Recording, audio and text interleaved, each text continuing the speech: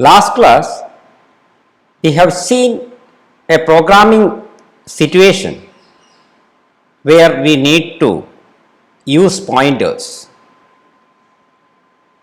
We were discussing about a program in which we wanted to interchange values of two variables in the main function by using a different function.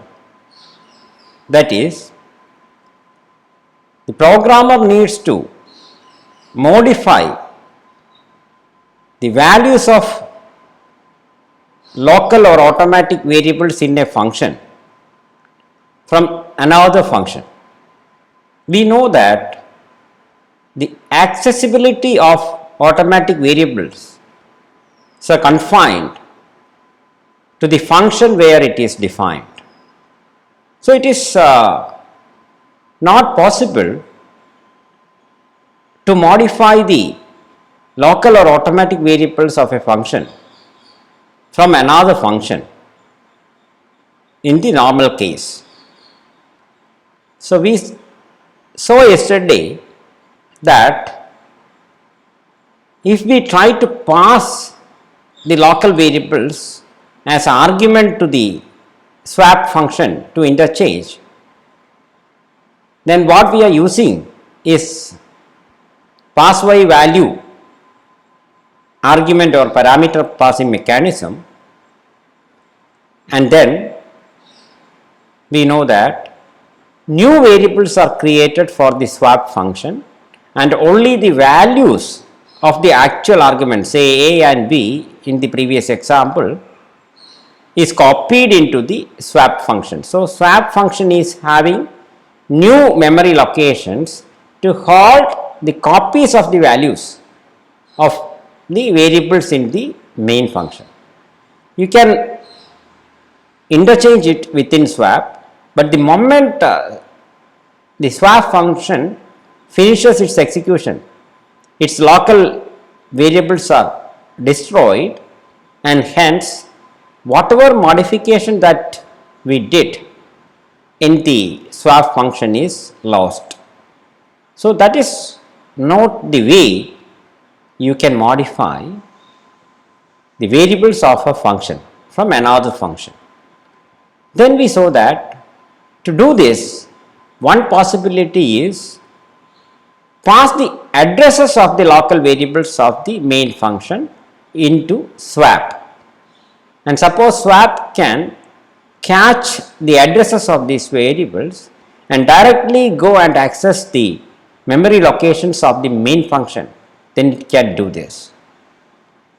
And C language supports pointers to implement this. If you recall, a pointer is a variable which can hold the address of a memory location. That is a pointer variable. By definition, it is a variable to hold the address of a memory location.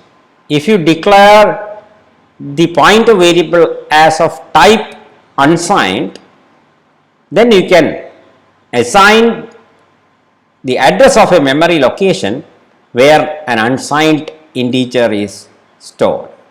So, this is what we have seen in the last class, and today we are going to use pointers for interchanging. That is the same application that we discussed in the last class.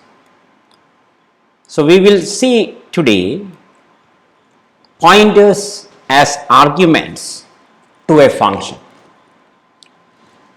So, we can see how we can pass pointers as arguments. When I say passing pointers as argument, I mean pass the addresses of memory locations into the function. We can try to understand using the example program for interchanging values of a function using another function. So, here is the main. And what main is doing is it declares two integer variables and gets two values to the variables a and b, then it is calling a swap function to interchange and finally printing the value. If you look at this, you can see that now you are passing the addresses of the variables a and b. Okay. So, rather than just passing values of a and b, the memory locations of a and b are passed. And from the previous class you know that then in swap, to catch the addresses you need pointer variable.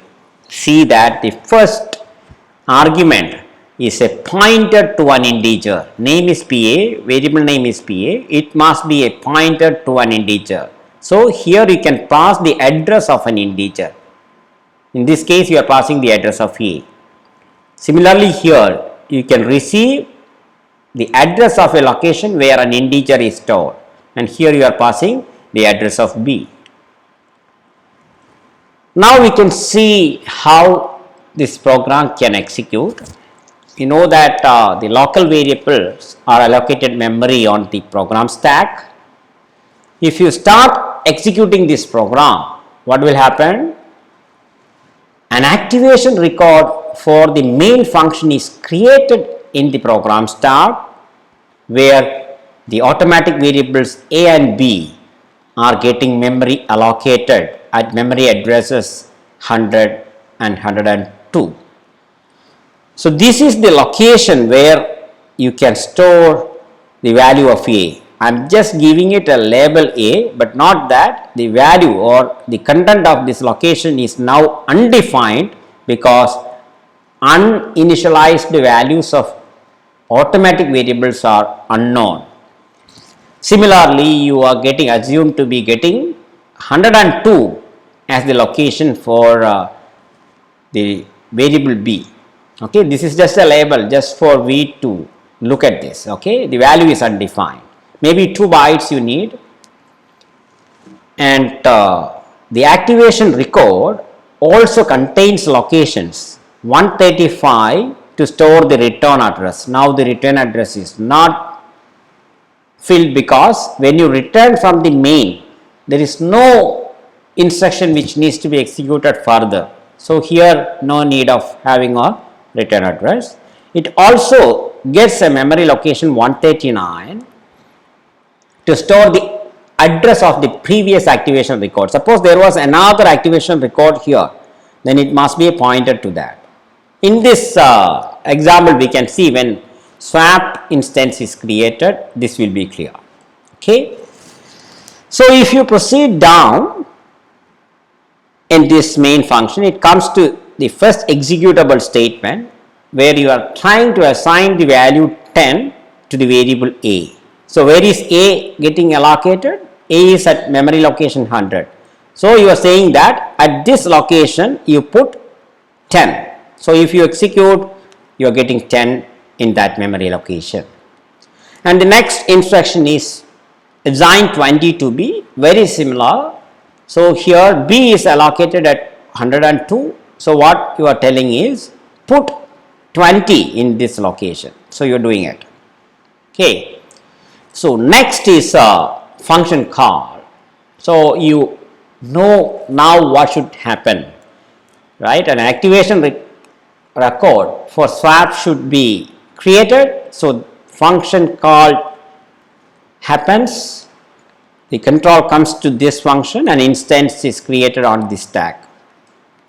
So, an activation record for swap is created in the program stack, where the automatic variables, pointer variables pa, pb, and the normal variable c are getting memory allocated at memory addresses 200 pa, 204 pb, 208 c, and also it contains locations 210 to store the return address and 214 to store the address of the previous activation record. Okay. So, not that the actual arguments here, the values of ant a, which is 100, and the value of AND B, which is 102, are copied into the formal variables PA and PB. So PA is getting the value 100, which is address of A. Address of A is 100, and PB is getting the value 102, which is actually what we have passed, the address of B, which is 102. Not that if you pass B, you will get 20, but here you are passing the address of B. And also note that the address of the next instruction to be executed from main after swap, which is alpha, is copied into the required location in the activation record. So this is the location where you have to store the address of the next instruction to be executed from the main function, the previous instance. And also the figure shows the pointer to the previous activation record. Okay, so this contains a pointer to the previous activation record. When you finish executing swap, this has to be deleted, the activation record has to be deleted, and you have to go to the next activation record that you can go through this. Okay, this is just an abstract thing, you don't have to worry about how exactly this is happening. Maybe you can understand it well after you learn about linked list in the next semester in the course data structures. Okay, now you forget about that detail. Okay, now if you proceed down, it comes to the first executable statement, and you note that it's an assignment where the RHS is dereferencing a pointer. Dereferencing means access the value of PA, which is 100, use it as an address. Star means use the value of PA, which is 100, as an address and take the content of 100. That's it. So PA is a pointer variable and its value is 100. That means PA contains the address 100. Hence, what is star PA? It is called dereferencing the pointer, meaning which represents the value 10, which is contained at the memory location with the address 100. So star PA means read the value of PA, which is 100, use it as an address and go to that address and take the value in that address. So it is 10. So 10 is in the RHS. I hope you are getting me. So what is this assignment? Assign 10 to C. C is allocated at 208. So put 10 at this location. So you are doing it. Now you note that where from you are accessing 10? 10 from the address 100, which is actually a local variable of main. So a pointer allows a function, here swap, to access the value of a variable, here A, defined in another function, here main. Okay, so pointers enables you to directly access a local variable of the called function. Now next statement is this assignment where in the LHS and in the RHS you are dereferencing pointer variables. So similarly in the RHS you have PB and star PB. So it represents that you access PB, which is 102, use it as a memory address and take the content of that memory address. So you will get 20 in the RHS. But if you look at the LHS is again dereferencing. Now let us understand the semantics of meaning when you dereference a pointer in the LHS of the assignment operator. So PA is a pointer variable and its value is 100. And star PA like this, when used as the LHS of the assignment operator, specifies that the value of the RHS here 20, okay, needs to be assigned to the memory location with address 100. That's it. You take PA, which is 100, use it as a memory address and put the RHS value in that memory address. So you are saying that you put now 20 to this address. So if you do, now what you did is that a pointer allows a function here swap to modify the value of a variable here a, which is defined in the function main. So now you are assigning or modifying a variable of main from swap using pointers. That's it. Now you are coming down to the last statement. It's an assignment. The RHS is a variable C whose value is 10. And if you look at the LHS, again a pointer dereference. So what you do, you access PV which is 102, use it as a memory address and put the value of C which is 10 at this memory address. This is what you are doing. PV is a pointer variable, its value is 102. So star PV when used as the LHS of the assignment instruction represents that you assign the value of RHS which is 10 to the memory location whose address is 102.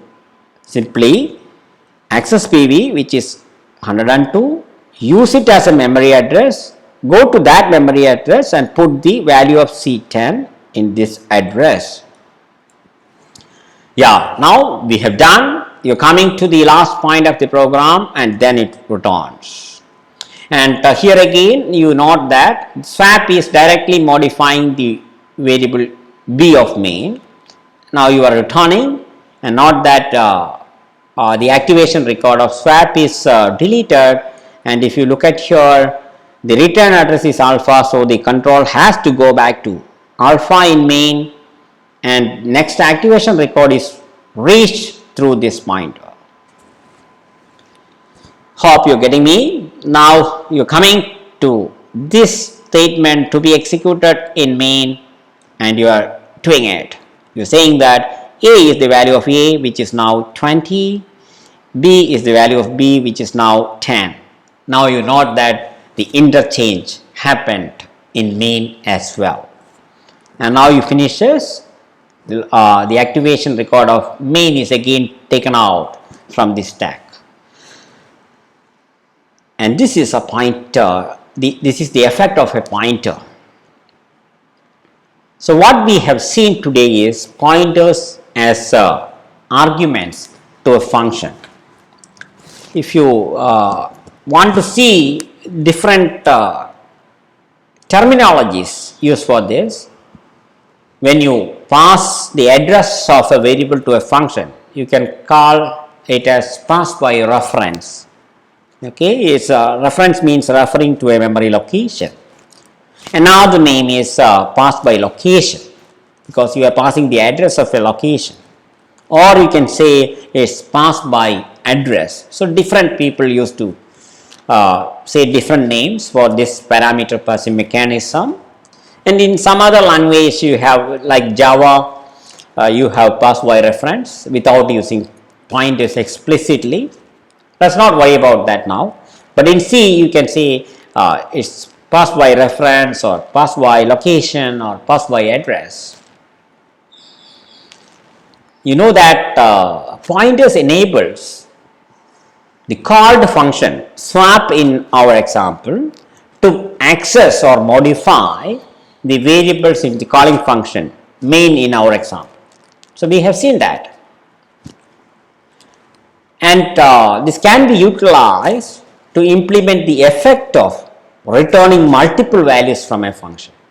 Okay, it's like returning both the values of a and b, and not that both the functions, that is in our example main and swap, or the calling function and the called function, share the variable in the calling function. Not that a and b are local variables of main, but that variables are shared with the swap function. Whatever modification that swap is doing, it is doing it on the location where the values of the main function is stored.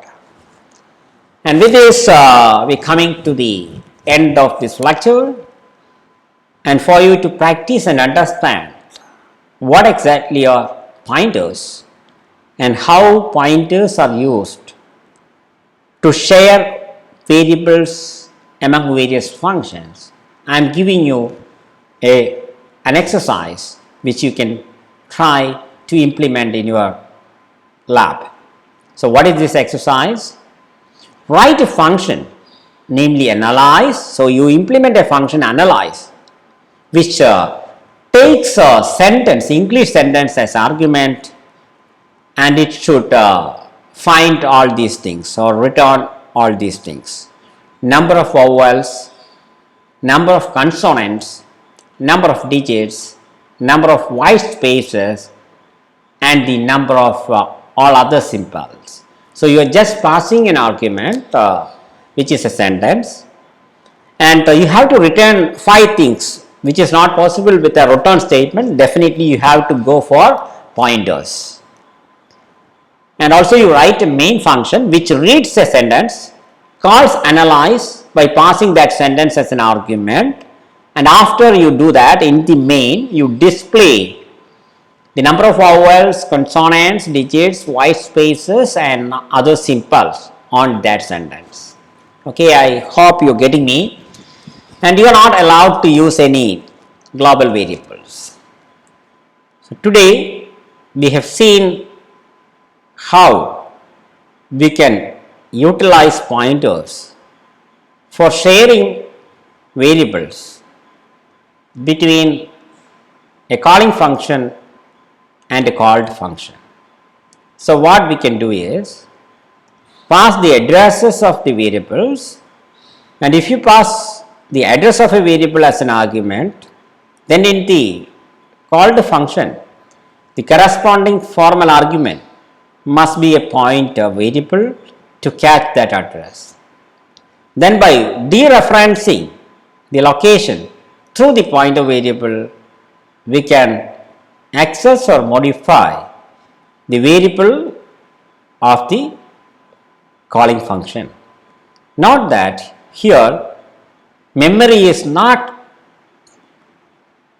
created for the actual arguments, but rather local variables which are pointer variables are getting memory location, where you are actually storing the addresses of the actual arguments, not the values. I hope now this application of pointer variables is clear to you. Practice it, you implement that exercise problem, understand how is it happening exactly, and then it will be very clear to you what exactly are pointers in this context.